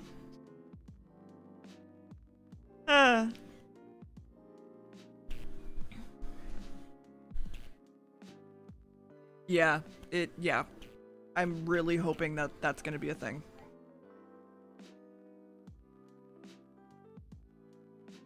No! Okay. So, I actually don't have that much to say about corn. I think they did the study probably, aside from the Raven we saw, I think this is probably the best study we had. Because they drew over as well, like, to just try and figure out, like, where the capybara is. And if you hadn't drawn a capybara skull in the first place, you wouldn't probably know that it has fucking rodent teeth. Like, it has this shape going on in here, and capybaras are huge rodents, and they're weird, and I don't fully... They're adorable, and I love them, and I want to pet them, but also they're weird. Also, that's why. Because there's actual companies like the Overwatch League and stuff that help pay towards Twitch to broadcast their esports. They make money off of it. Yeah.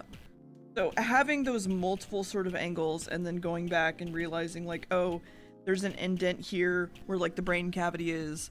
They're friend-shaped. Yeah. This would be a decent way to go into a study. I would still like to see like muscle structure and basic shape anatomy here, because with this I would like to say that like the shape anatomy is something like this, and then you can go in and you can refine it. Be like, all right, well, this is kind of more that shape than anything, and it's like a rodent skull. Yeah, they're like big guinea pigs. So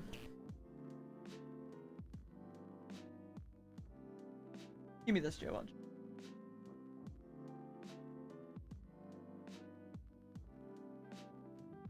Yeah, I don't really have a whole lot to say on these. I think they're really good studies.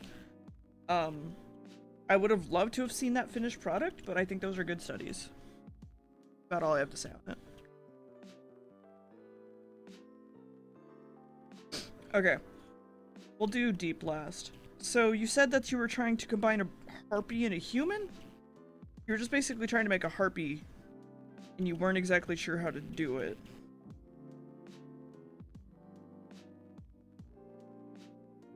Yep.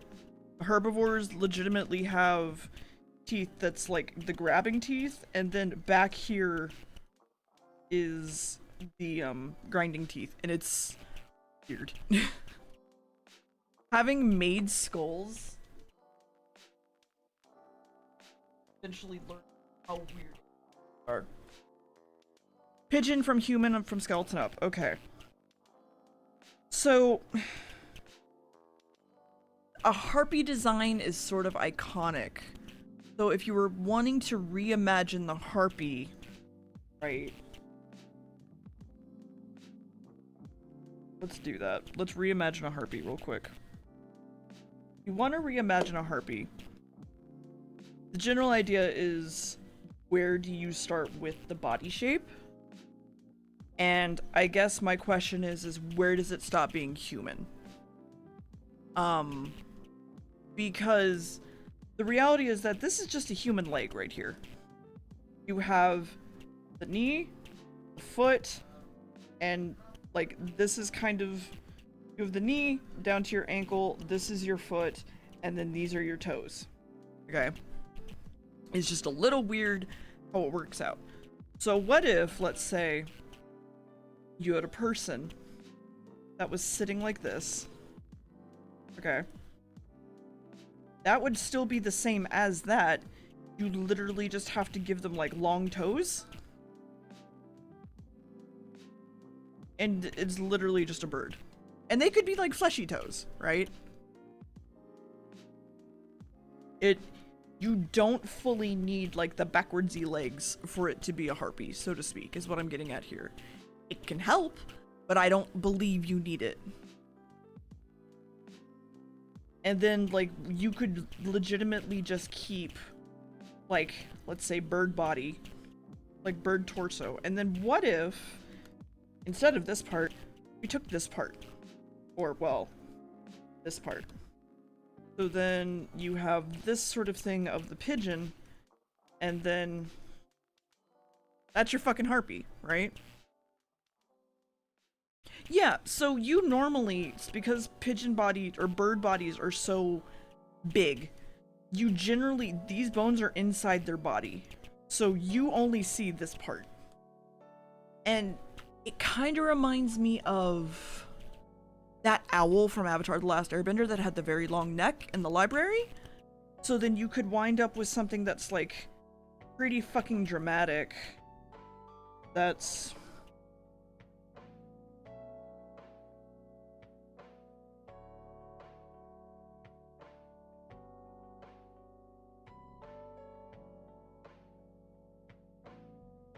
kind of creepy. I mean, not to this exact extent, but you could get somewhere with that, is what I'm getting at.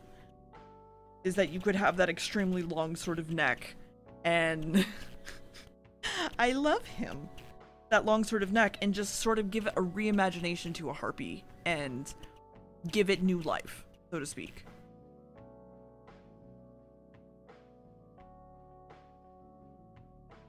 So, any questions? Wan Shi Tong? I believe so.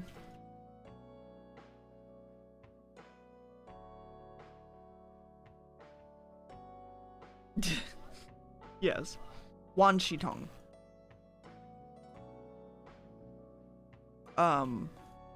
Where it's like this owl, but it has like this extremely stretchable sort of neck, but it also kind of stands on its legs like a human.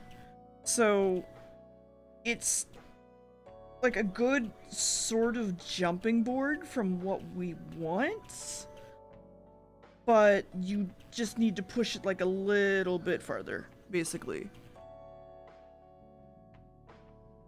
I think so, the face sealer, yeah. Hey, Peter. Yeah, what's up? We're actually in the middle of Doodle Fort, funny enough.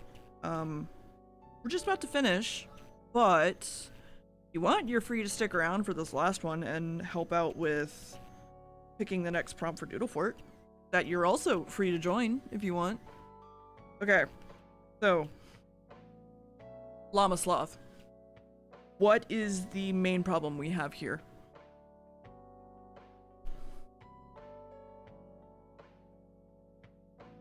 Other than, like, there's no studies or anything. Oh my god, yeah, it does. There's some that it's just like you just stuck two animals together like turtle ducks, but for the most part, a llama. So, there's only one part of the sloth that I see. Yeah, it just kind of looks like an upside down llama. No, that's fair. He's choking. Okay, that's fair. So, I guess my question is if you just add toes to a llama, does it make it a sloth? And I don't think that's true. There are parts of a sloth that would be considered pretty llama-like. They have fairly long legs and things. Hey, bye, Jaywatcher. Have a good night. But what if we added a little bit more sloth to it?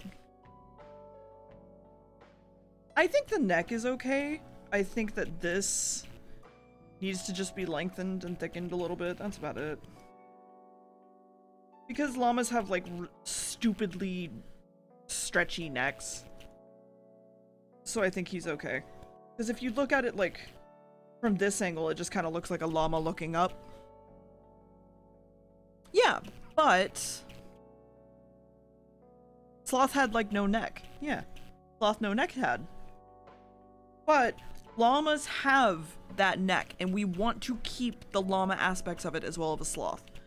So what if we take what is a sloth body, which is like this big, like circular shape, and then add to that.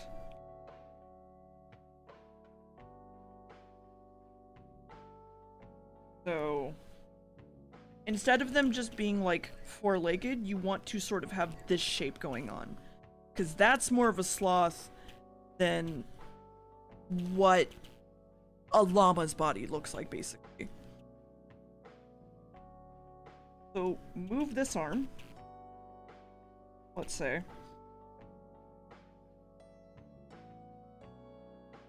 Do like this sort of thing.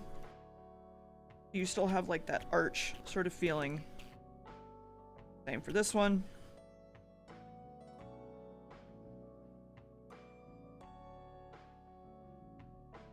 Keep that same sort of like sloth feeling to it. And then it still is going to kind of look like a llama, right? So my question is what do you do to make it look less llama?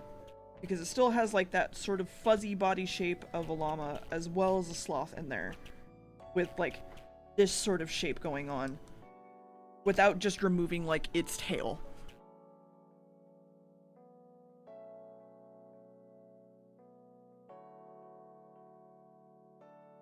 Change face. Correct, actually.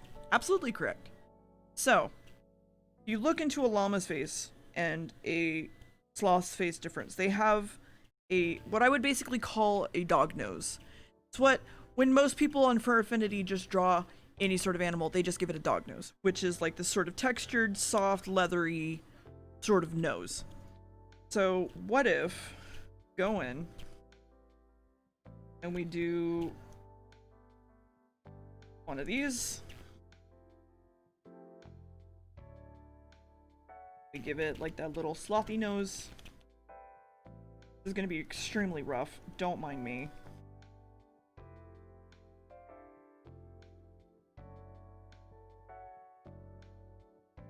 It also give into the markings of what is a sloth. So they also have a very like gorgly face, and it's fucking hilarious. So if you just went like this, just give it a little bit more sloth-like feel to it, instead of it just being like a llama. Now it kind of looks like a llama sloth, or just like a long sloth. So now you have this sort of concept of it not just being like a llama face on top of like a long body with some sloth toes. You kind of have the general idea. Yeah, they do absolutely have a gargoyle face. They ain't no horses. Yeah. You now have more of a basic sort of shape of, yes, Hawolmi is swath. Here, I'll even do this.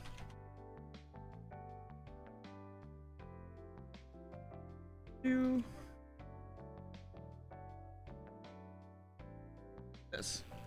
So comparatively, you now have the original was very llama-like. It just kind of looked like a llama with toes, so to speak. And then you kind of have more of this sloth body now, which gives it a little bit more of a feeling of a sloth to it. And you could also sit there and say that, like, when it's coming up to, like, a vine, it probably rests its head, like, here, like, to sleep, so that its head is hanging over the branch. Okay. Any questions? Also, thank you for that follow, Peter.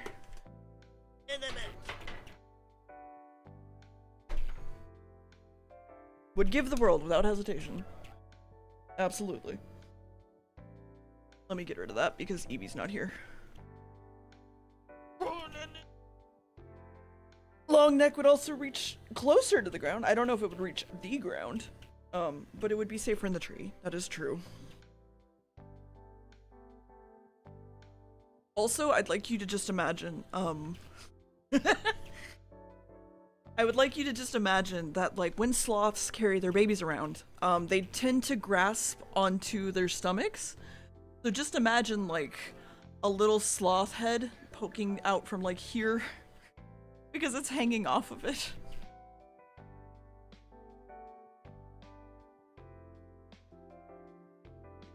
Okay.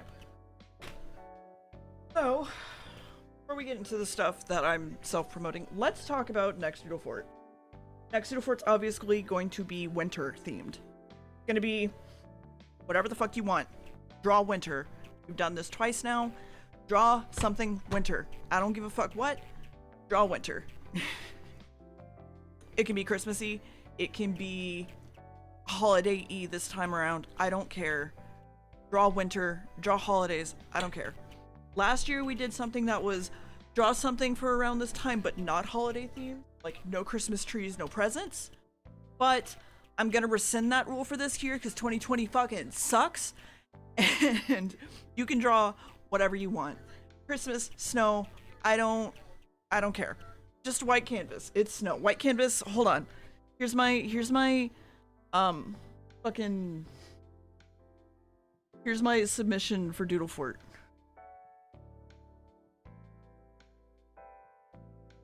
The polar bear in a snowstorm.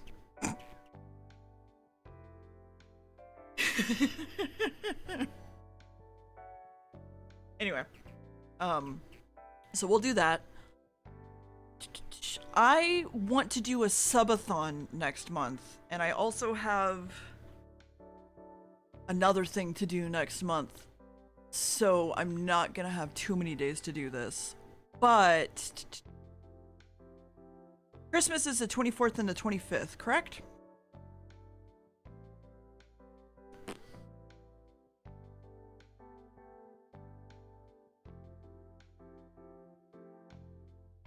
Burying a snowstorm?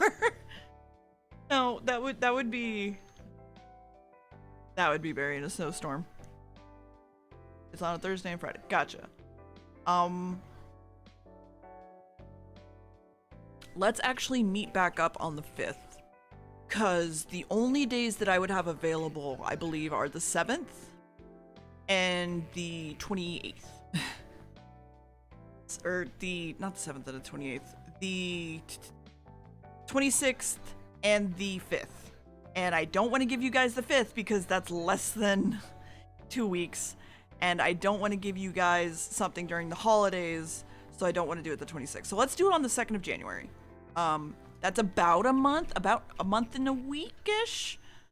Yeah, I know some people work during the holidays. I'm not going to make you guys do that.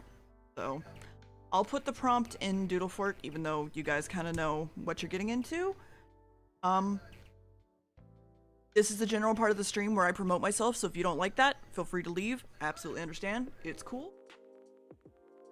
If you'd like Doodle Fort, feel free to join our Discord at any given time. It doesn't have to be during Doodle Fort or otherwise. And you can see the prompts and everything at real time when we're working on them. You can also get critique for anything that is in Doodle Fort too. Anything you want to put in the Doodle Fort channel to get critiqued on and ask for critique, it's good to go. Even if you do not think that you can give critique, everybody can. Make sure to read the pins in that channel for how to submit to Doodle Fort, because that's kind of important. You have the hashtag DoodleMe in that channel so that I can make sure that I can find all the submissions for that month and make sure I see everybody's art. I stream every Monday, Wednesday, Thursday, and Friday, and Saturday. Wow, not Friday. Monday, Wednesday, Thursday, and Saturday. And we will be having a subathon hopefully soonish, sort of thing. In December, I also have a few things. December, I'm thinking about streaming all of Nier for a subathon. And then if, like, we finish that, we can go draw or something. But that's what I'm thinking. And I think I want to invite Cynthia and Scaredy that they want to see someone play through all of Nier. And yes, I mean all of Nier.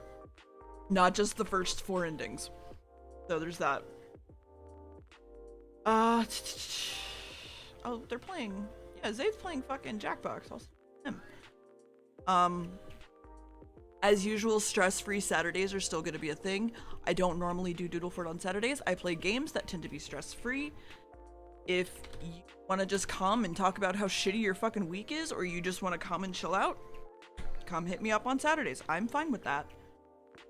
Commissions are not currently open, but I do have a Patreon that shows titty at least twice a month. I am trying my best to get my last one out, and we'll see how that goes. Yeah. I was thinking about just making a recording for, like, these are all the things I'm working on. Hit button. Promote self. Yeah. I can imagine having... With the fucking holidays coming up, I can't... It's fine. Here, we can hang out on my Be Right Back screen. I believe there's a mic there. Yeah, there's a mic here. Okay. My Be Right Back offline screen. Yeah. So, there's also the podcast about Doctor Who and anime and horror movies, which if you're not doing something for Thanksgiving evening, I'm just saying, we're going to be watching Thanksgiving in my Discord for the horror movie podcast.